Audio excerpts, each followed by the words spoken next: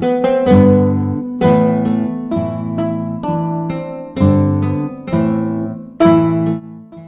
guys, it's me, Athena. Sorry it's been so long since my last video, but I wanted to take the time today to get caught up. First of all, I'm dying here. I need a fan. Okay, well, this is tacky. I had to go get a fan. But maybe it adds to the illusion of being outside and this beauty, which is fake. Got it online at Instagram from some, I hate to say it, but we're going out of business. Gimmick. Yeah, I fall for all that crap, which you guys won't believe what I've bought. That'll be for another day. I made a little list of things that I'd love to talk to you about, but first and foremost, I just wanted to say I am so freaking sorry for taking so long to upload a video. I do think about it literally every single day. Every single day. I actually put on a full face, get everything looking good enough for camera. Today is the day I'm like, stop making excuses and just make a video, y'all. So that's what I'm trying to do here. How have you been? You have a good solstice? Did you celebrate in any way? I actually did celebrate. It's funny, there's a couple holidays that I have pretty decent regularity with every year celebrating. I'm not counting Samhain because duh, that one's an easy one. Yule's an easy one. Not talking about that.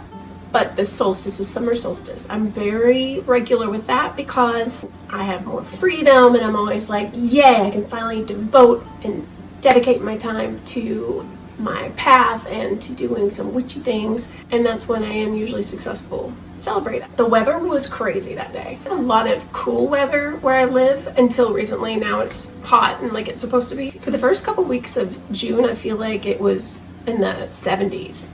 80s. I mean, it was kind of nice. I got out and walked every single day. I hit my 10,000 steps plus every day. And so that day, the weather was nothing short of magical. There were thunderstorms in the forecast, yet the sun was out and it would go back and forth. I sat outside for a long time during the day. I don't actually celebrate the summer solstice at night because since it is a celebration of the sun, I try to do it at noon. So right before noon, I sat outside on the deck. I laid out this perfect tapestry. It's actually a sarong. You know, when you see pictures of it, you'll see it is the most perfect table covering, altar cover. It's perfect for the solstice. And I'll just include a picture now so you can kind of see my spread.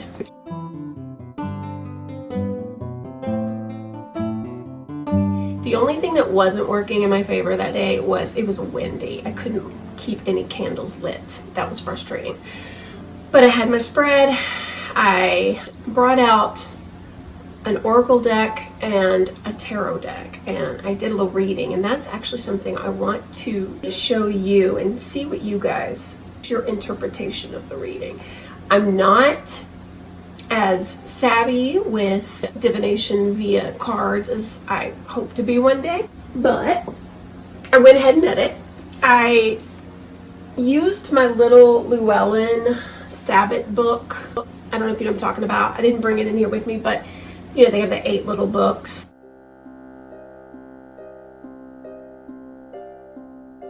And they talk about the old ways and the new ways, and they have activities and crafts and recipes and different suggestions for how you can celebrate. So I used that to guide me. I did a sun spread, which was circular, and I'm going to show you what I got. First of all, I used my Earth Magic Oracle. I meditated for a while, and then I finally picked the Oracle card that would guide the tarot reading, and I wanted to see just for the next season, so the next 3 months, what I need to look at, focus on, think about, work through, etc. I picked river, and the main word is movement. That hit home perfectly because I've been stagnant for years. I've been living in this house for probably 15 years now. Only 2 of those 15 years was I married to my ex, who still lives in the house. He lives in the basement. But I've been stagnant, literally. And I've just been stagnant. We need to sell and we need to go our separate ways. We need to move. And so I was like, okay, I get it. Yeah, I know, move. And then I did my sun spread. Okay, so the rules to this is you put 6 cards face down. The first one is you, and then the rest of them, until you get to the very last one, the rest of them are all about either problems or suggestions or things you're going to encounter until the last card, and the last card is supposed to be the future. Cards I got were hilarious, and I would love to get your interpretation. The first one is 8 of Swords, and I don't know how well you're going to see this because I'm using the back of my phone, so I can't see myself.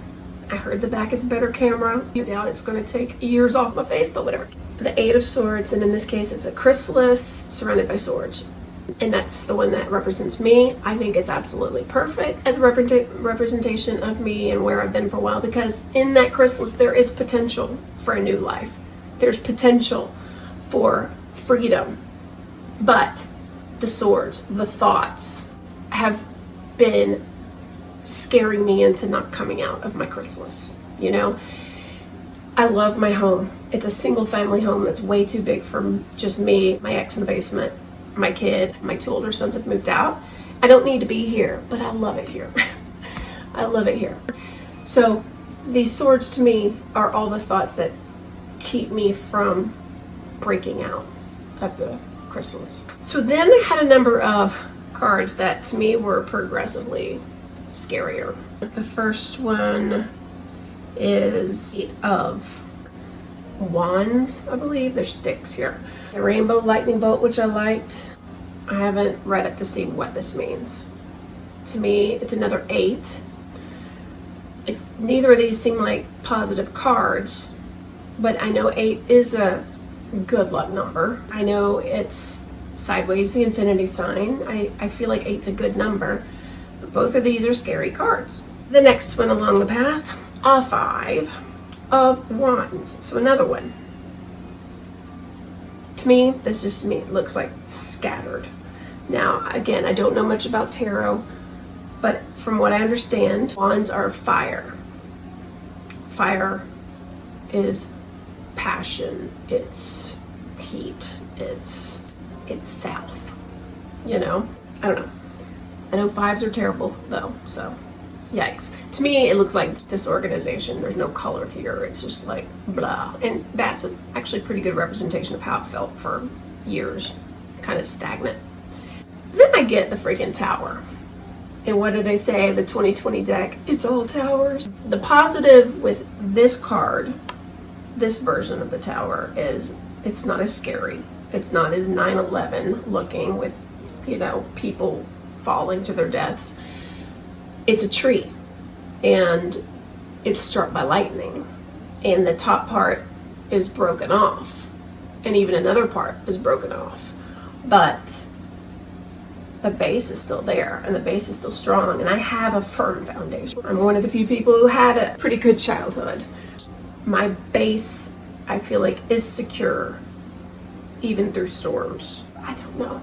I also think of the whole, sometimes a forest or a portion of a forest burns down and then new growth later comes and it's stronger than before. I have been through the fire a few times, so I don't want more fire. So at this point, I'm thinking, oh Lord, I hope the next one's better. It's death.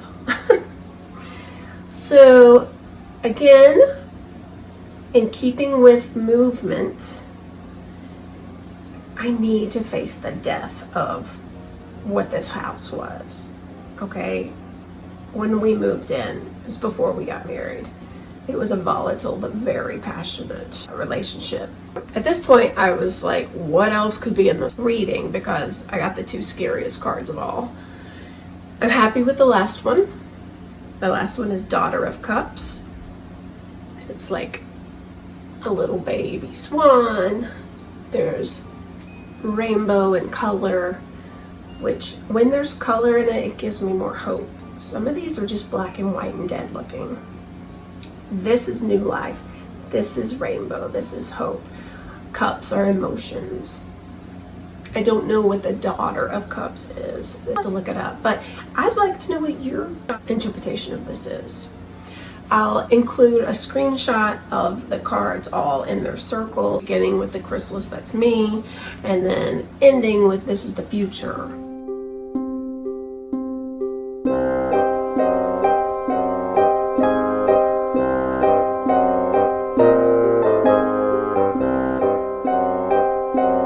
I'm so thankful that all these icky things are leading up to this part, because this gives me hope. Maybe I won't try to catch you up with all of these things in this one video, especially since I haven't put out anything lately. Maybe if I end this video with just this reading and asking you for your interpretations, that will be good, a good start. Hey guys, just wanted to pop by right here at the end. I'm editing and I realized I never promote my Patreon channel. It's been a while since I've done that, so this is just to let you know that 99% of all the videos I post here, there's a little bit of a longer version on Patreon that goes a little more in depth on personal things like personal life, or I used to talk about work things. I don't talk about work things over there. I don't talk about that anywhere anymore. So if you're interested or able, curious, whatever, there's a link in the description and I'd love to see you over there. Stay tuned for more videos soon. I'm trying to get my channel back up and running. It's been very dead for a while. Anyway, that's that for now. Thanks for watching. Please let me know in the comment section, especially from anyone who does a lot more with card divination. I'd love to hear what you think. Okay, well, thank you so much. Take care. Peace.